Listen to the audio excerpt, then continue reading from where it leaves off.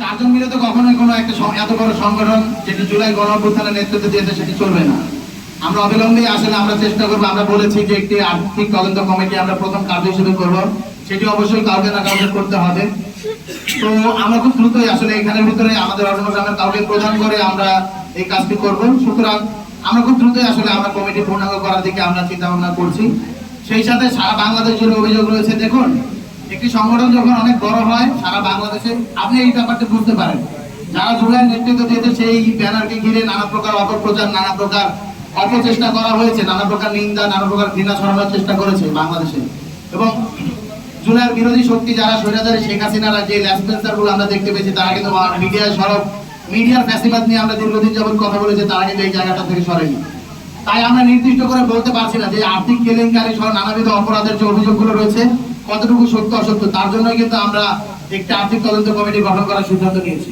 এই কমিটির রিপোর্টের ভিত্তিতেই আমরা আগামীর যে সকল কার্যক্রম সেটি আমরা করবো। এবং আমরা একটা কথা স্পষ্টভাবে শুরুতে বলে দিচ্ছি, যে বলে দিয়েছি অলরেডি, যে দুর্নীতির সাথে অনিয়মের সাথে আমরা জিরো টলারেন্স নিয়ে থাকবে, এক্ষেত্রে আমরা কোনো প্রকার আপোষ করবো না।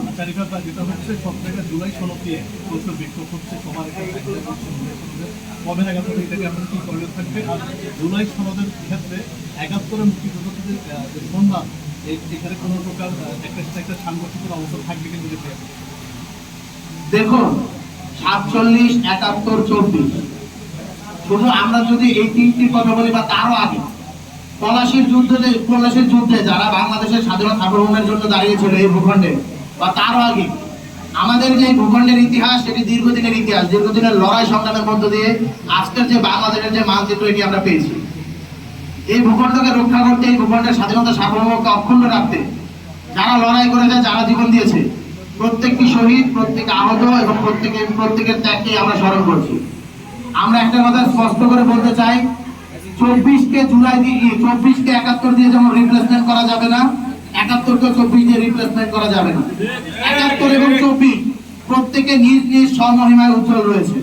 সুতরাং কেউ যদি 24 দিয়ে 71কে লঘু করতে চায় বা 71 দিয়ে 24কে লঘু করতে চায়, আমরা দুটো গ্রুপকে সন্দেহের চোখে দেখি এবং বলতে চাই তারা নিজ নিজ রাজনৈতিক এজেন্ডা, আমি এজেন্ডা বলবো না, নিজ নিজ রাজনৈতিক চরিত্র অপচেষ্টা করার জন্য, চরিতার্থ করার জন্যই তারা এই ধরনের কথাবার্তা বলে, এই ধরনের ন্যারেটিভ বাজারে ছড়িয়ে যাচ্ছে।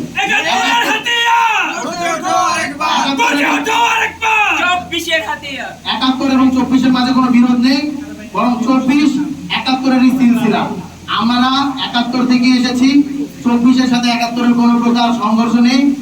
আমরা আসলে 71-এরই যে প্রবাহিত রক্ত, সেই রক্তের মধ্য দিয়ে আসলে 24 এসেছে এবং 24-এর মধ্য দিয়ে আজকের বৈষম্য বিরোধী ছাত্র আন্দোলন গঠন হয়েছে।